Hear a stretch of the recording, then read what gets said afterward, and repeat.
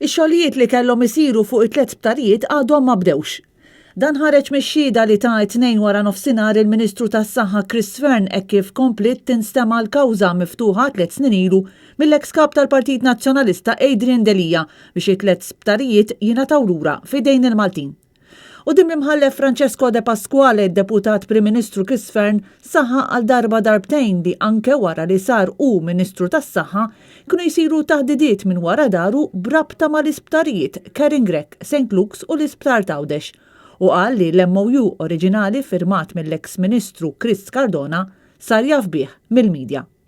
Fearne qal li l-klawżola tal-100 miljun euro payoff li kollu jħallas minn butu il-poplu Malti f'każ li jipprova joħroġ minn dan id-deal qatt ma kienet diskussa fuq livell ta' kabinett.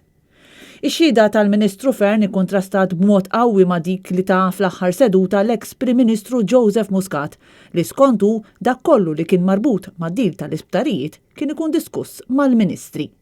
Mistoqsija għalfejn kien l-eks Ministru Konrad Mizzi li ffirma d-dokumenti tal-konċessjoni anke fl-2019, Fearne wieġeb li hu ma kienx kuntent bil-mod kif kienu qed isiru l-affarijiet u qal li dakinhar stess ta' riżenja ta' Konrad Mizzi u kellu preparat memo li titlob li jew il-konċessjoni tgħaddi kollha f'idejh bħala Ministru tas-Saħħa jew inkella ma kienx se jerfa' l-ebda responsabilità għaliha.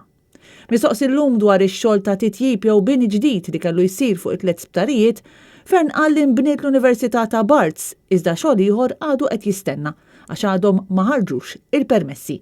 Fi kliem sempliċi f'6 snin ma sar assolutament xejn.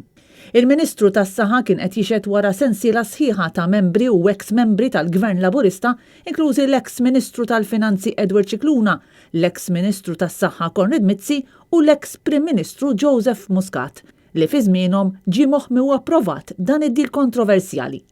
L-avukat Edward De Bono li qed jirrappreżenta lill-eks kap tal-Partit Nazzjonalista Adrian Delija fl-aħħar tas-seduta rrimarka dwar in-nuqqas ta' konsistenza bejn ix-xhieda u qal li fis-seduta li jmiss se jħarrek lis-Segretarju tal-Kabinett u se jitolbu li jipprovdi rekord ta' kemm il-darba kienet diskussa l-konċessjoni tal-isptarijiet. L-imħallef Francesco De Pasquale aġġorna 12 ta' April.